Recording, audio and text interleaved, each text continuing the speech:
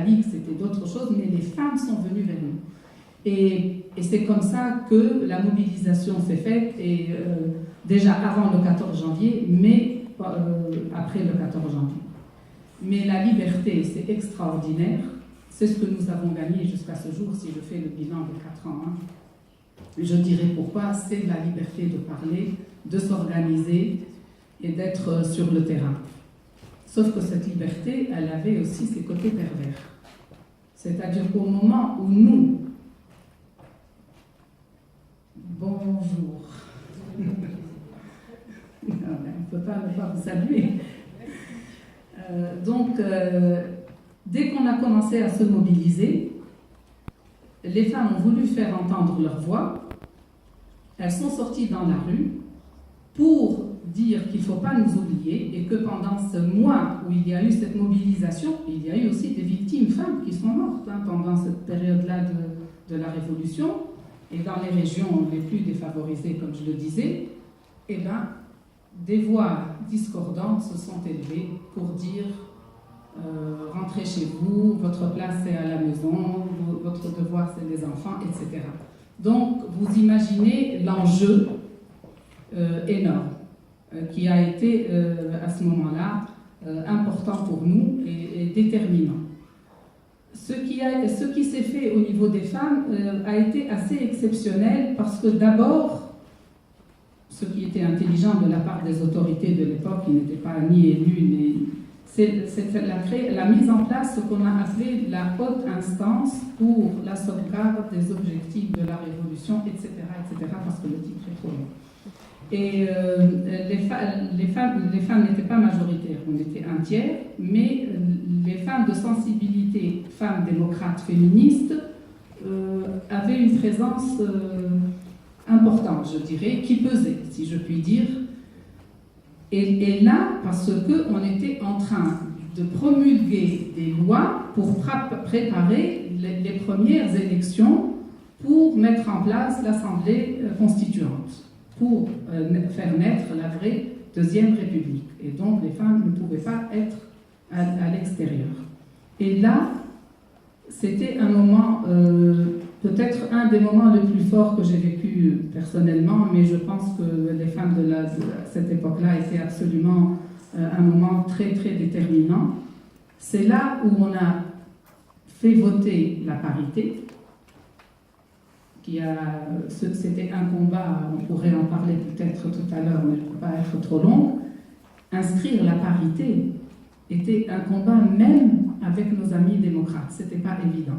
Et un travail de sensibilisation pour les convaincre, croyez-moi que ce n'était pas facile. Donc, ils ont pas mais c'était un premier succès, et qui était essentiel pour que les femmes puissent réellement participer aux élections et être sur les listes électorales en nombre significatif. Mais bon, on pourra aussi tout à l'heure en parler, parce que cette parité n'a pas abouti à grand-chose, parce que les résultats n'ont pas été, les résultats escomptés n'ont pas été là, malheureusement, puisqu'il y avait à peine, même pas un tiers des femmes dans l'Assemblée constituante. Et le côté aussi pervers, c'est que les femmes qui ont été les plus présentes étaient les femmes du parti islamiste, puisque c'était le premier parti gagnant.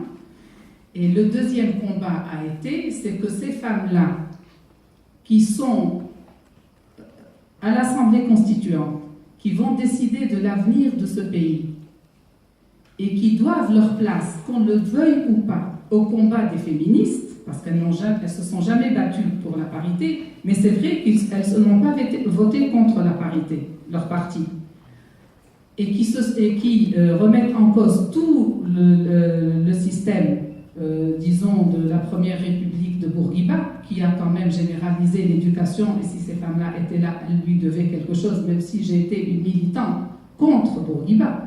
Mais on doit reconnaître, ça c'est l'histoire, et bien ces femmes-là, malheureusement, étaient une majorité au Parlement, et malheureusement, elles ont travaillé contre l'égalité. Et ce qui s'est passé, c'est que dans la rédaction de la Constitution, c'est le mot complémentarité qui est venu remplacer le mot égalité.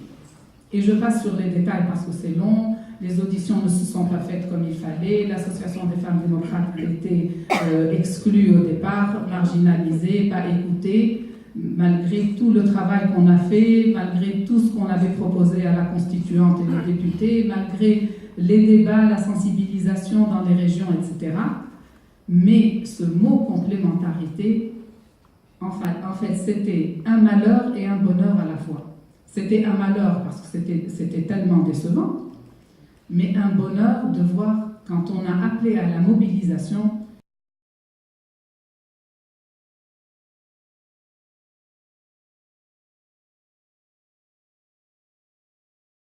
Et mes amis, que ce soit du Maroc et de l'Algérie, me disent toujours comment vous avez fait pour mobiliser autant de gens autour d'un mot. Et ça a été, on a occupé la rue, et ça a été des femmes vraiment déterminées pour que ce mot-là ne soit pas dans la Constitution et qu'on revienne à l'égalité. Et nous avons réussi. Et je dis toujours que les constituants n'ont pas écrit la Constitution seuls. La rue l'a écrit avec eux, la société civile d'abord, et les féministes en premier, parce que le travail qu'on a mené pour expliquer aux femmes, parce qu'elles n'avaient pas tous les outils suffisants pour comprendre pourquoi ce mot-là était dangereux. Bon, sur ce, le deuxième malheur, vous en avez parlé, ça a été les assassinats politiques. Et là aussi, vous n'imaginez pas la mobilisation des femmes, parce que les assassinats politiques ont été faits contre les progressistes, contre un projet de société, où les premiers perdants, c'était bien sûr les démocrates, d'une manière générale, mais essentiellement aussi les femmes. Et puis c'était nos amis, et puis c'était la première fois dans l'histoire de la Tunisie. Donc les femmes ont joué un rôle exceptionnel. Quand les constituants de gauche ont quitté l'Assemblée constituante, pendant 2 mois, la rue était occupée jour et nuit et la présence des femmes était impressionnante. Donc c'est pour vous dire que cet enjeu-là a été... chaque fois, on disait, on risque de prendre le mauvais tournant et la mobilisation se fait comme il faut et les femmes ont été toujours présentes et à l'appel. On a fini par avoir une constitution qui est plutôt satisfaisante, on ne peut pas le nier, mais il faut être nuancé.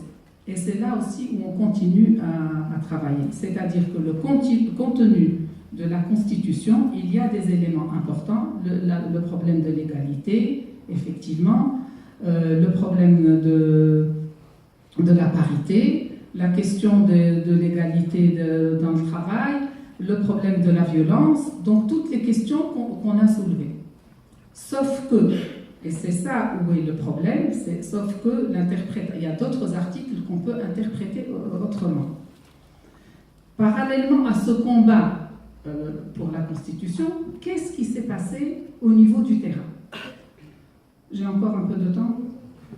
Ce qui s'est passé au niveau du terrain était, puisque c'est le NARDA qui a constitué donc le gouvernement, après les premières élections, la Troïka, et elle gouvernait pratiquement seule, parce que les autres partis n'ont fait qu'être vraiment, je ne trouve pas le mot, absents, ou les faire valoir, ils n'ont absolument rien fait. Et qu'est-ce qu'on a vu? On a vu une remise en cause réelle du projet de société qu'on voulait égalitaire et démocratique. On a vu l'occupation des mosquées où la question des femmes était soulevée tous les jours. On a vu la mise en place des jardins d'enfants salafistes où on voilait les petites filles même de 4 ans, où la mixité était interdite. Et le problème, on le vit encore aujourd'hui, parce que pour les fermer et reprendre tout le terrain, c'est pas évident. On a vu le retour, bien sûr, à la référence religieuse au niveau de tout, mais au mariage coutumier, la remise en cause du code du statut personnel, donc tous les acquis, la question de l'avortement qui est un acquis pour nous en Tunisie, qui a été légalisé au début des années 60. Vous voyez un peu la question donc aussi de l'adoption, donc la polygamie, donc toutes ces questions ont été une question en débat, mais en même temps un travail sur le terrain qui faisait que entre le discours politique d'en haut et ceux qui se préparaient par le bas, renforçait le pouvoir de main. Si ce n'était la mobilisation dont je vous parlais et le combat qu'on menait, où les femmes, je ne veux pas dire que les femmes, mais vraiment leur présence était déterminante et leurs revendications fortes, bon, avec le soutien des démocrates, bien sûr, je ne peux pas le nier, démocrates convaincus, on a gagné une bataille. Sauf que cette bataille-là, vous savez que les dernières élections de 2014, avec tout ce qu'on peut dire, je suis dans aucun parti, les gens ont voté aussi utile, comme la première fois d'ailleurs. On a voté utile contre l'ancien pouvoir, comme ça s'est passé en Algérie, et après on a voté utile pour chasser les islamistes avec les dégâts qu'ils ont faits. Mais le problème reste entier, parce que et qui a voté le plus pour le parti qui a gagné et le président de la République aujourd'hui, c'est 1 million de femmes sur 1,6 million de votants.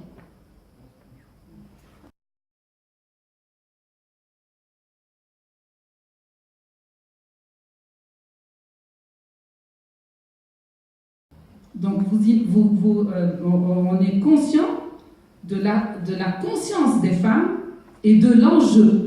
Parce que pendant les 3 années de la Troïka, le projet islamiste était basé sur la question des femmes. Et c'est ça, et je reviens à la centralité et à l'enjeu. Et c'est cette présence-là qui fait que ça dérangeait. Bon, avec les assassinats politiques, le terrorisme qui avait commencé déjà, les événements de l'ambassade des États-Unis, cette prise de conscience a fait que Nahda a compris, à mon avis, ça c'est intelligent, au moins 2 choses. La première, qu'elle ne pouvait pas réislamiser la société aussi facilement, que la société civile tunisienne était très forte, que les femmes, on ne pouvait pas leur retirer leurs droits et imposer cette régression aussi facilement. Et donc, ils ont fait marche arrière. Et deuxièmement, parce qu'ils ont beaucoup compté sur les pays du Golfe et tourné le dos à l'Europe, je dirais, avec qui on a soit 80% d'échanges. Et je pense que ce qui compte pour nous, c'est les valeurs communes que nous partageons des 2 côtés de la Méditerranée. Et eux, ils ont voulu casser cela. Et ils ont attaqué les féministes comme étant des vendus à l'Occident, comment dirais-je, tous les mots que vous pouvez imaginer, qu'on était contre l'islam, contre notre pays, contre la Ummah, etc. Mais ce discours a marché au début, mais après, ils ont vu qu'ils perdaient du terrain, parce que c'était trop violent, trop rapide. Et puis il y a eu les événements de l'Égypte qui ont aussi fait réfléchir. Et ces éléments-là ont fait qu'ils ont changé d'attitude et qu'on a pu imposer notre point de vue par rapport à la Constitution et qu'ils ne sont plus le premier parti, ils ne sont que... ils sont quand même le 2e parti, mais quand même, symboliquement, c'est différent. Aujourd'hui, quel est l'enjeu? L'enjeu, c'est que les femmes continuent à se mobiliser, comme je le disais, parce que là, d'abord, il y a le texte, il y a la réalité. L'enjeu, c'est comment ce terrain-là qui a été miné, pour ne pas employer autre chose, revenir sur ça. Comment récupérer les mosquées des mains des salafistes? Comment récupérer les jardins d'enfants? Comment imposer une éducation que l'on veut, moderne, égalitaire, pour aboutir à la démocratie, etc. les questions donc, de laïcité, d'identité ont pollué le débat politique à cette époque-là et il faudrait, parce qu'ils ont joué par exemple sur la question de la laïcité, si on est laïque, on est athée, on est mécréant et on est vendu à l'Occident. Donc tout ce travail-là pédagogique doit être fait, donc ça prend du temps. Et ça, c'est inquiétant. Pourquoi c'est inquiétant? D'abord parce qu'il y a la possibilité d'interprétation du texte, parce qu'il y a la chose et son contraire, malgré les articles, et on en a la preuve parce qu'il y a déjà des jugements où le juge, sur des questions d'héritage, s'est basé sur l'article 1 de la Constitution pour appliquer la charia. Et ça, c'est long à expliquer. Si vous voulez, dans le débat, je pourrais, si ça vous intéresse, être un peu plus explicite. La deuxième chose qui est très, très inquiétante, donc nous, on essaye de travailler, les femmes et aussi la FIDH, le réseau Remède, avec toutes les associations féministes et nationales, sur l'harmonisation des lois avec la Constitution telle que nous l'interprétons et telle que les articles qui garantissent l'égalité, la parité, etc. Mais l'événement que vous l'avez soulevé, et je vais terminer sur ça, c'est que la question géopolitique est très importante dans la région. Les frontières avec la Libye, mais aussi avec l'Algérie, parce que toutes les armes qui sont rentrées en Tunisie sont passées de Libye en Algérie et en Tunisie. Si vous voulez, la bienveillance de la Troïka qui a laissé des frontières poreuses et qui a laissé faire et qui avait de la sympathie vers les salafistes, pour ne pas dire plus, parce que je n'ai pas de preuves, mais mes petites convictions sont là et vous me comprendrez, ont fait que on s'attendait, après les élections, qu'il y ait des actes terroristes. Mais de cette violence, c'est ce qui s'est passé au Bardo, quelques mois après la mise en place, un mois même pas après la mise en place du gouvernement, est quand même quelque chose de terrible. Et ce qu'on est en train d'observer, c'est que cette question terroriste qui a pris cette ampleur, et les terroristes qui ont démontré qu'on n'est plus dans les montagnes, mais on est au cœur de la ville, et qu'on est au cœur du message culturel au niveau du patrimoine, etc., était très fort, malheureusement. Et ça, c'est un grand, grand, grand problème, et ça, c'est un grand défi, qui fait que le risque, malheureusement, c'est de voir les priorités changer. La priorité du combat contre le terrorisme, personne ne peut le nier, sauf qu'elle risque de nous faire dévier vers le bon chemin du processus démocratique, de la réalisation des droits, de l'amélioration du vécu des femmes. Et la question des femmes revient, je ne parlerai pas de ma personne, mais revient au cœur du débat. Elle a été avant le terrorisme, avant l'acte terroriste le plus parlant, je dirais, parce que ce n'est plus les montagnes, ce n'est plus une personne qu'on cible, même si les assassinats politiques étaient quand même un premier message. Aujourd'hui, même les gouvernants considèrent, et beaucoup, même nos démocrates, ils ne sont pas tous féministes, et que la question des femmes, j'en sais quelque chose quand j'étais à la Ligue des droits de l'homme, c'est toujours jamais une priorité. Il y a toujours une priorité avant les femmes. Et alors, vous demandez trop. Alors, il y a une loi, un projet de loi cadre pour la violence, que moi, en tant que sociologue, je dis toujours, pour nous, c'est un phénomène social total, parce que ça touche toutes les dimensions du vécu des femmes, économique, culturel, religieux, politique, etc. Eh ben, elle a été mise de côté déjà avec l'ancien gouvernement, qui a précédé les élections, et aujourd'hui, alors qu'on devait se battre pour ça, on nous dit que ce n'est pas une priorité. Maintenant, on travaille pour la question terroriste et nos frontières avec la Libye, et voilà. Et donc, la question démocratique d'une manière générale, et la question des femmes de façon spécifique, qui est la centralité du projet de société, risque d'être portée plus tard dans le calendrier des priorités, et ça, c'est un grand problème. Et je vous remercie.